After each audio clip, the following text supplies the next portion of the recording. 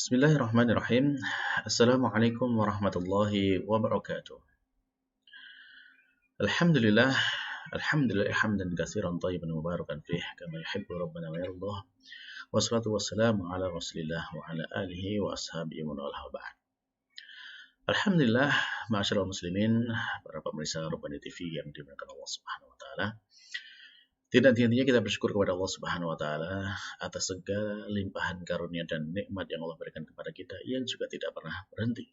Selama kita hidup, Allah Subhanahu wa taala senantiasa mencurahkan nikmat dan karunia kepada kita.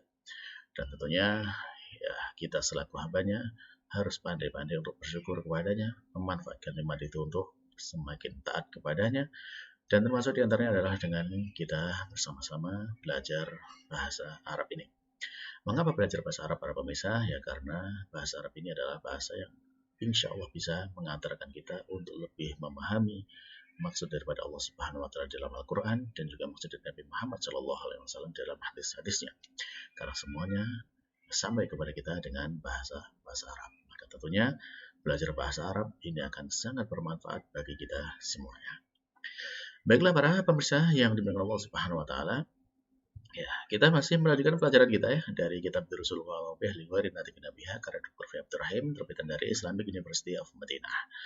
Alhamdulillah kita masuk jilid yang kedua sekarang. Kita sudah sampai di pelajaran ke-14 dan kita sudah selesai dari latihan yang ke-6. Insyaallah kita sekarang sambung kepada latihan yang ke-7. Silakan dibuka bukunya halaman 100 ya. Halaman 100 kitab jilid kedua. Di latihan ke-7, mu'alif menyampaikan kepada kita dengan perintah Iqra' ma yali, bacalah yang berikut ini.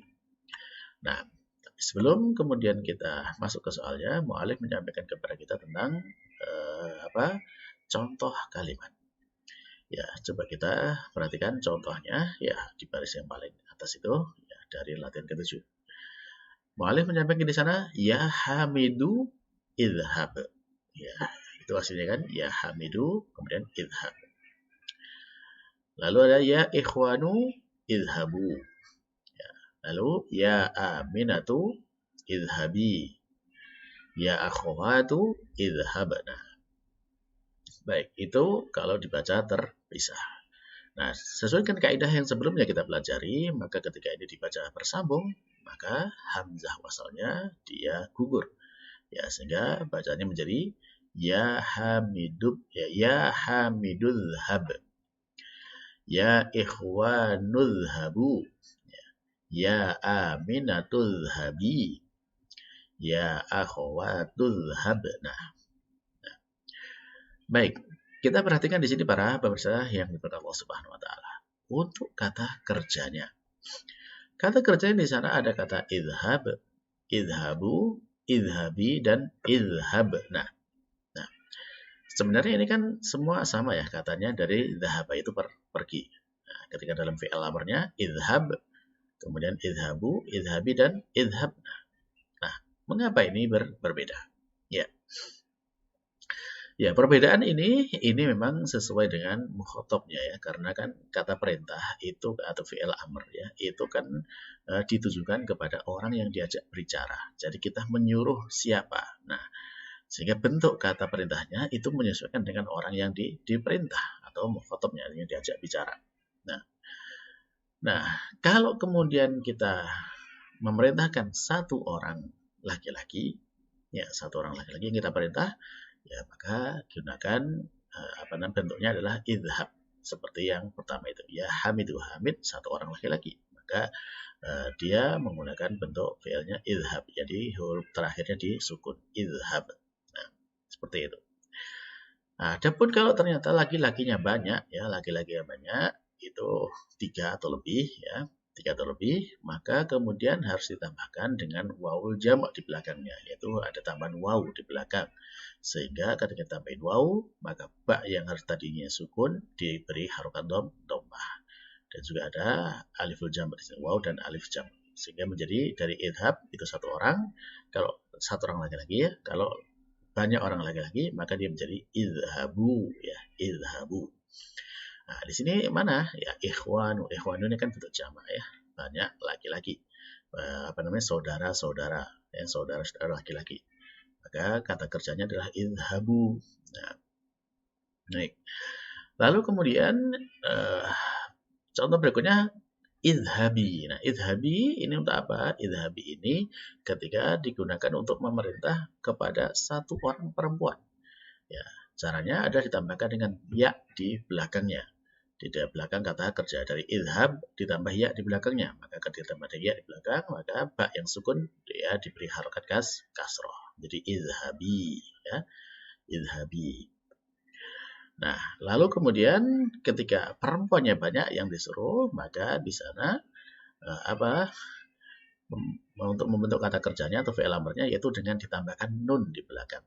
Ya, dari idhab menjadi idhabna. Ya, idhabnya nun berharokat fathah jadi idhabna. Nah, di situ para pemirsa bisa kita pahami ya mengapa ada idhab, idhabu, idhabi dan idhabna. Nah, ini termasuk di antara kelebihan dari bahasa Arab ya. Jadi bahwasanya ini termasuk juga kelebihan juga keistimewaan dari bahasa Arab yang tidak ada dalam bahasa yang lainnya. Bahwasanya berbeda orang yang diperintah maka berbeda juga bentuk perintahnya.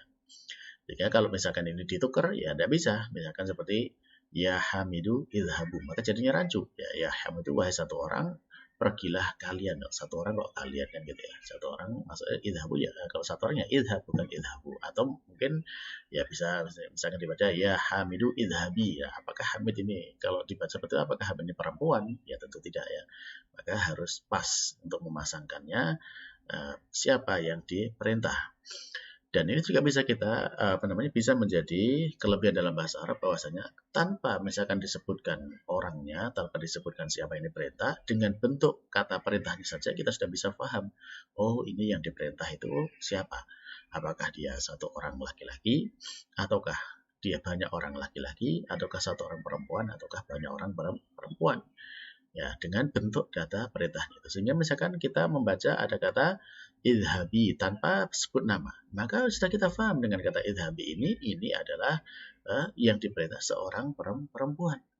Atau misalkan kita mendapati kata idhabu, nah, di situ kita paham yang disuruh, yang diperintah untuk pergi adalah banyak orang laki-laki. Ya, atau kita dapati sebuah kata idhabna, kita aja. Maka ini yang diperintah siapa? Yang diperintah adalah banyak orang perempuan dan seterusnya. Nah, itulah para pemirsa sekalian bahwasanya ini termasuk di antara keistimewaan bahasa Arab. Dan tentunya dengan susunan seperti ini maka kalau kita paham ya maka tentunya akan menjadi mudah dalam kita memahami sebuah kalimat atau sebuah nas yang ada baik di dalam Quran maupun di dalam hadis. Nah, baik, nah sekarang latihannya silakan ya dikerjakan, diberi harokat dan nanti dibaca bersama-sama kita cocokkan jawabannya yaitu dari nomor 1 sampai nomor 11 ini. Silakan diberi harokat dulu dengan bacaan yang benar. Nanti kita cocokkan jawabannya. Baik, silakan dikerjakan terlebih dahulu dan bisa di pause dulu videonya. Nah, baik, silakan di pause videonya dan dikerjakan.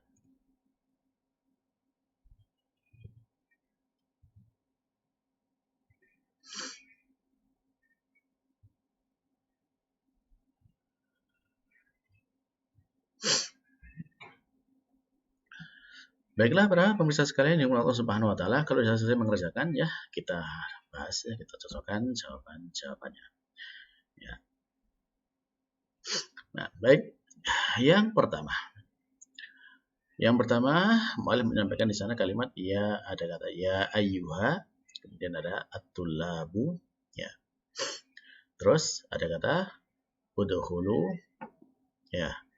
Lalu ada al-fasla, lalu wa ijlisu ya, wa uktubu ya, ad-darsa. Nah, kalau dibaca nyambung bagaimana? Bahasa nyambungnya adalah ya ayyuhat tullabu. Atau dibaca nyambung semuanya ya ayyuhat tullabud khulul fasla wajlisu waktubud darsa. Nah itu dibaca bersambungnya seperti itu. Karena kalau dibaca nyambung hamzah wasalnya gugur ya, tidak terbaca. Ya, kita ulangi. Ya ayyuhat tullabud khulul fasla wajlisu waktubud darsa. Artinya, wahai para santri ya, wahai para siswa, laki-laki ya, para siswa laki-laki. Masuklah kalian ke dalam kelas dan duduklah dan tulislah pelajaran. Nah, di sini perhatikan, di sini yang diajak bicara, yang diperintah adalah at-tullabu. Maka di sini adalah banyak laki-laki. At-tullab dia bentuknya jamak. Sehingga kata kerjanya ya semua ditambahkan dengan waw al-jamak, waw alif ya, waw alif waw jamak. Udkhulu ya, ijlisu, uktubu ya. Seperti itu. Nah, seperti kalau kata ini waktu budarsa ketika dibaca nyambung ya, wawnya kok seakan nggak terbaca ya, karena dia gugur ketika bersambung dengan huruf sukun ya, waktu budarsa ya. Nah, baik itu kalau dibaca nyambung. Nah, lalu contoh yang kedua, ya, latihan soal yang kedua. Ukhruji ya bintu wal'abi ma ukhti ya, seperti ini. Kalau dalam bahasa Arab kita pasti paham ini dibaca ka atau ki. Nah, pasti dibaca ki, nggak mungkin dibaca ka. Mengapa? Ya karena lihat ini perintahnya. Ukhruji, ya. Ukhruji dengan kata perintah ini keluarlah kamu. Kamunya ini siapa? Yaitu satu orang perempuan. Kenapa? Karena di belakang kata kerjanya, di belakang fi'il amr ada ya-nya. Ya ukhruji, ya keluarlah kamu, ya pintu wahai anak perempuan. Walabi dan mainlah kamu ya, dan bermainlah kamu ma'a ukhti ki ya, bersama dengan saudara perempuanmu ki ya. Mengapa dibaca ki kok tidak dibaca ka? Ya, karena jelas di depan yang diperintah adalah seorang perempuan ya, maka ukhti ki ya, kata gantinya di sini bukan ka tapi ki ya. Kalau ka itu satu orang laki-laki. Nah, kalau dibaca ukhtika ya tidak nyambung ya, kalimatnya tidak nyambung. Baik, kemudian yang ketiga. Kulu washrobu. Nah, dari kata ini kita tidak mendapati, ya, dari kalimat ini kita tidak mendapati siapa yang disuruh. Apakah satu orang, dua orang, laki-laki, atau perempuan. Tapi bisa kita paham. Dari mana? Ternyata di kata perintah itu ada waw jamaknya. Waw dan alif yaitu. Kulu washrobu. Washrobu juga ada waw dan alif ya. Maka di sini menunjukkan bahwasannya yang diperintah ini adalah kalian para laki-laki. Kulu washrobu ya, makanlah kalian para laki dan minumlah kalian para laki-laki. Nah, baik. Lalu berikutnya yang keempat. Nah, yang keempat kalimatnya adalah dibaca ishrobna. Nah, ketika ishrobna ya maka kita paham bahwasanya yang diperintah di sini adalah siapa? Yaitu perempuan banyak ya. Perempuan banyak. Ishrobna al-qahwata. Ya. Ya akhwati. Wahai saudara-saudara atau saudari-saudari perempuanku. Nah ini nyambung jadinya kan. Ya ishrobna. Ini memang di sini yang diperintah adalah para perempuan. Ya ternyata mereka siapa? Adalah para saudariku. Nah, jadi baca kalau dibaca nyambung menjadi ishrobnal qahwata ya akhwati. Ya, minumlah kalian kopi ini wahai saudari-saudariku. Yang kelima. Ya, yang kelima ta'alai ya aminatu ya aminatu waftahi an-nawafida. Ta'alai ya, kesinilah ya Aminatu wahai Aminah. Waftahi dan bukalah an-nawafidha jendela. Ya. Ini apa yang perlu kita perhatikan sini? Ta'alai ya, ta'alai. Ta'alai. Ya, ini kan hasilnya ta'ala. Kalau ini apa asalnya kan dari ta'ala, lanya panjang ya, dan kemudian ditambahkan dengan ya di belakangnya, maka dibaca ta'alai karena aslinya sudah ada alifnya, sehingga ta'ala menjadi ta'alai. Dan kalau yang lain idhab ditambah ya menjadi idhabi ya, seperti sebelumnya itu yang di atas ya. Lalu kemudian contoh sebelumnya tadi ada nomor 2 ukhruj menjadi ukhruji ya. Kenapa di sini bukan ta'ali kok ta'alai ya? Karena di sana sebenarnya ta'ala aslinya kan gitu. Ta'ala ditambahkan dengan ya maka menjadi ta'alai, bukan ta'ali tapi ta'alai ya. Ta'alai ya Aminatu waftahi, atau kalau dibaca nyambung langsung waftahin nawafida ya. Waftahin nawafida. Baik, artinya sudah ya. Kesinilah wahai Aminah dan bukalah jendela-jendela. Lanjut yang keenam. Yang keenam ada kata igsilu wujuhakum wa aydiyakum. Igsilu wujuhakum wa aydiyakum. Seperti di dalam Al-Qur'an ya, ketika tentang ayat wudu. Nah, jadi igsilu ini sudah ada waw jamak. Nah, dan wawnya ini waw jamak menunjukkan ini perintahnya kepada laki-laki banyak. Igsilu ya. Basuhlah atau cucilah, usaplah ya, basuhlah ya oleh kalian para laki wujuhakum ya, maka kumnya ini kembali juga kepada kalian para laki-laki, wajah-wajah kalian, wa aydiyakum dan tangan-tangan kalian.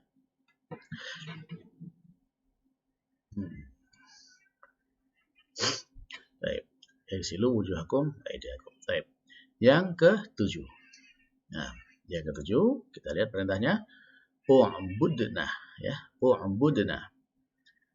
Lalu ada kata Allah, kemudian ada wa, kemudian usjudna dan lahu.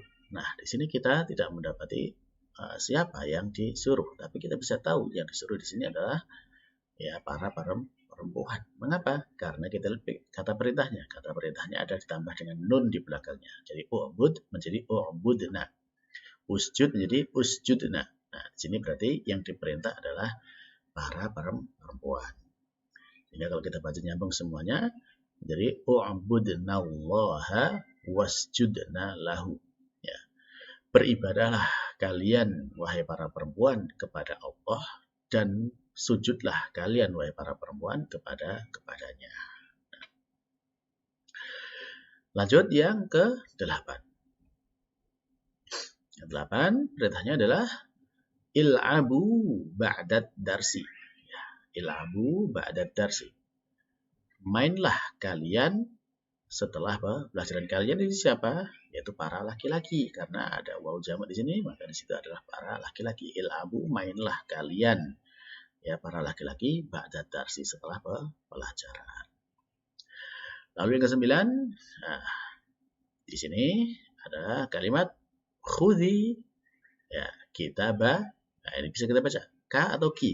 Nah, pertanyaannya ka atau ki? Jadi baca ki. Kenapa? Karena perintahnya khudhi ya untuk perempuan. Ya, maka domir untuk hati perempuannya juga dengan perempuan, yaitu ki. Kalau ka itu untuk laki-laki kan. Ya. Jadi khudhi kitabaki ya su'adu. Jadi di sini kita paham su'ad ini adalah nama perempuan ya. Kalau di Saudi nama su'ad untuk perempuan. Ya. Khudhi kita bagi ya su'adu. Ambillah kitabmu wahai su'ad. Baik, selanjutnya yang ke-10. Yang ke-10, qala Allah Ta'ala fi surat Al-Baqarah. Allah Subhanahu wa taala berfirman di dalam surat Al-Baqarah. Ya ayyuhan nasu ubudu rabbakumul ladzi khalaqakum wal ladzina min qablikum. Ya. Di sini yang sesuai dengan tema apa? Yaitu u'budu ya, u'budu. Lalu hamzah wasalnya gugur, jadi ya ayyuhan nasu ubudu ya. Budu belakangnya ada waw jamak, maka ini perintahnya untuk para laki-laki ya, kalian para laki-laki. Sehingga artinya wahai sekalian manusia, beribadahlah kalian ya kepada Tuhanmu, Tuhan kalian ya, kumnya kalian, Tuhan kalian yang telah menciptakan kalian dan orang-orang yang sebelum kalian. Nah, disesuaikan ya, ubudu dan kumnya sesuai. Nah, lalu terakhir yang ke-11. Di sana Allah berfirman qala fi suratil Hajj, dan Allah juga berfirman dalam surat Al-Hajj, ya ayyuhalladzina amanu ruk'u wasjudu wa'budu rabbakum waf'alul khair. Nah, wahai orang-orang yang beriman, rukuklah kalian dan sujudlah kalian dan sembahlah Tuhan kalian dan kerjakanlah oleh kalian kebaikan. Nah, di sini sesuai dengan tema kita adalah ada irka'u, usjudu, u'budu, if'alu. Ya, semuanya di sana perintah kepada para laki-laki jamak ya. Irka'u, usjudu, u'budu ya. Lalu ada rabbakum ya, sebagai penegasan di sana yang diperintah adalah kalian para laki-laki. Nah, alhamdulillah para pemirsa sekalian yang Allah Subhanahu wa taala, selesai sudah kita membaca dari latihan yang ke-7 ini. Maka di sini ya tentu kita senantiasa berharap kepada Allah Subhanahu wa taala agar apa yang kita pelajari ini meskipun sedikit demi sedikit itu bermanfaat bagi kita. Tentunya untuk kita semuanya dalam menambah pemahaman ilmu kita terkait dengan bahasa Arab dan juga bagaimana kita nantinya bisa lebih jauh daripada itu memahami Al-Quran dan Sunnah Nabi Muhammad SAW. Semoga Allah Subhanahu wa taala menerima dari kita semuanya dan dijadikan ini sebagai catatan kebaikan untuk kita semuanya serta simpanan yang bermanfaat bagi kita nanti di akhir kelak. Amin. Kita akhiri subhanakallahumma rabbana wa bihamdika asyhadu an la ilaha illa anta astaghfiruka wa atubu ilaik. Wassalamualaikum warahmatullahi wabarakatuh.